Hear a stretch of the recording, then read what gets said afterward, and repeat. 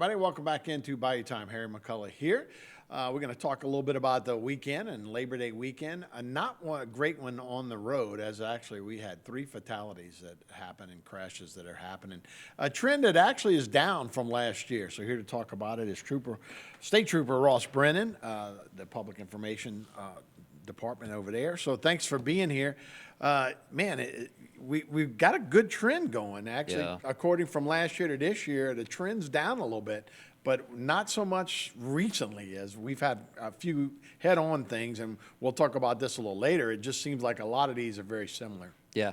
So, our troopers were busy this Memorial Day weekend. We did not start off good. So, Friday, we investigated 2 fatal crashes basically within an hour apart from each other. The first one happened on Highway 20 in Chack Bay near Elmo Lane. That one occurred around 4 p.m. And what happened was there was an Infiniti sedan that was traveling north on Highway 20. That was being driven by 59-year-old Joel Mathern of St. James. Reason that we're still trying to determine, he crossed the center line and struck a Chevy Silverado head-on. The driver of that Silverado, he was critically injured in that crash and was transported to a New Orleans area hospital for treatment. And so that was the first one that our troopers were called to. And again, not long after that, around 5 p.m., there was another crash on Highway 654. Some people call it Gaines Road. It's leading towards the Gaines community in the Matthews area. But on that crash there was a Nissan Xterra driven by 40-year-old Willie Wyndham II of Raceland. And just like the other one, we're still investigating for whatever reason. He crossed the center line. He went off the road to the left.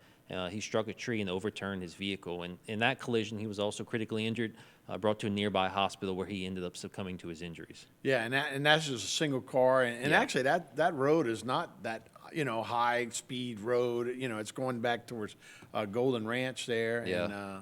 And they got the little truck stop casino that's corner. Correct. So it's not that far of a run. Yeah. Just like the one in 20 and LA 20 in Chack Bay, again, a little 2-lane road, one lane going one way, one's the other way. So those were the ones that happened Friday.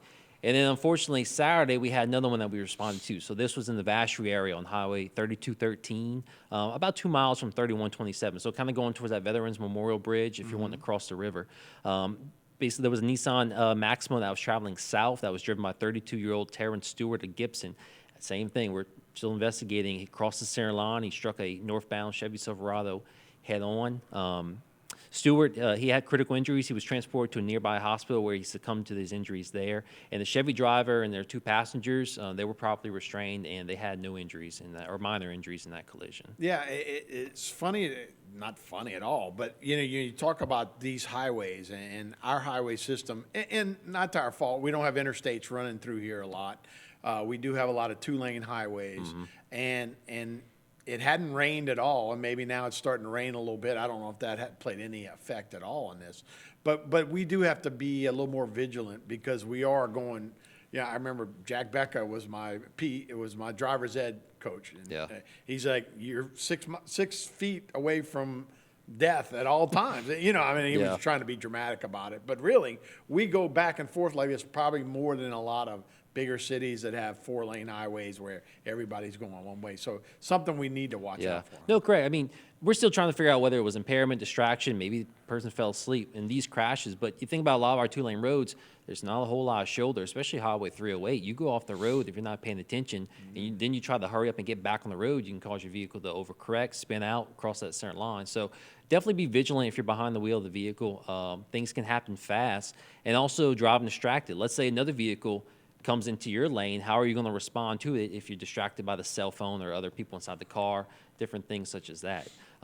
So definitely be vigilant. Like I was always taught growing up, you want to drive for other bad drivers on the roadway. So you got to almost kind of predict that what if this car comes in my lane, am I going to brake, am I going to swerve? Just kind of be thinking about, I guess, what could happen, not be in the paranoid type of sense, but just be able to respond to something quickly if it does go south. Yeah, no doubt. And look, I mean, we're talking 4 p.m., 5 p.m., noon. So these are not like 2 in the morning, 4 in the morning type situations.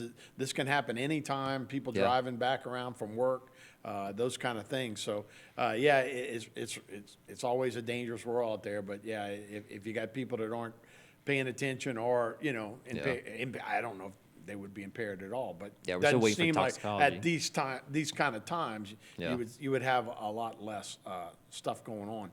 I mean, what else can you do as far as protecting yourself from that? You know, if you're driving in the other lane going the other Yeah. way, I mean, make sure you have your seatbelt on, and as you said, maybe almost drive defensively. Huh? So I think we touched on this one segment before, but let's say a car comes into your lane. Your instinct might be to swerve to the left to avoid them, but what happens if that driver realizes that they crossed the center line into your path, hurry up and swerves back into their lane? Well, now you're going head on into that original driver's lane, right? So if you do find yourself in a situation where a vehicle is coming towards you, it might be better to swerve to the right, even if you have to go off the road into the grass, because if that driver that is coming into your lane self-corrects, then, you know, kind of, if you see my hands going that way, Right. kind of one goes one way, one goes the other way, then both going in the same direction. Yeah, and you know, look, this is on the heels of two vans colliding right by Yeah. Bayou, so that's 2 weekends, 4 crash fatalities. So, you know, we were saying, man, is this a trend?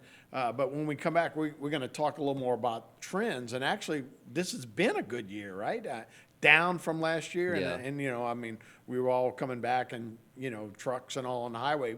People that aren't from around here, but we've had a good year so Yeah. far. Huh? Well, any time that somebody loses their life, right, it's tragic. right. But whenever we talk about the next segment, the statistics, yes, we are statistically lower than where we were last year this time. Yeah, I know, you know, you guys always have a 0 for December Yeah. or, you know, watch out during the holidays. You always have things to raise awareness. And I know you guys get bummed out because I don't think you've ever had a 0 for December. But it, you know, it is how it goes. And so we all need to be a little bit better. We'll talk about some of those trends.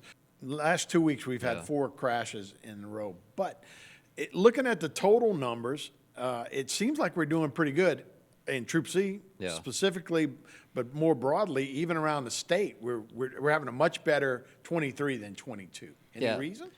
So maybe it's just better education reaching the public. Maybe people are listening to the message of not driving impaired, and we also try to step up enforcement as well to try to put troopers in those hotspot areas where those crashes are occurring. But talking about just like the stats and numbers, so far for this year, Troop C has investigated 21 fatal crashes, resulting in 23 deaths. Now, if you look at last year, this time, I have my numbers up until September 4th.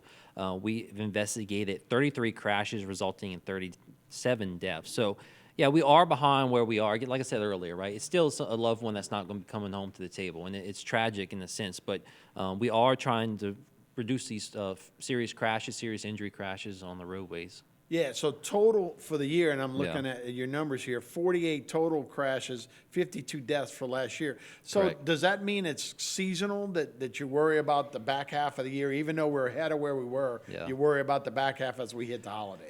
Yeah, typically we do see our numbers unfortunately go up during the holidays. We had a pretty good summer. I think maybe June we didn't have anything. Don't hold me on that. I have to go back and look. But typically you got football starting again, so tailgating. You got the holidays like Thanksgiving, Christmas, even before New Year's. So it kind of makes that bad recipe where things could happen by people making choices of being impaired on the road. Right, and then you got cane, it might be, you know, you got smoke on the road, you got fog on the road that Yeah. same time of year.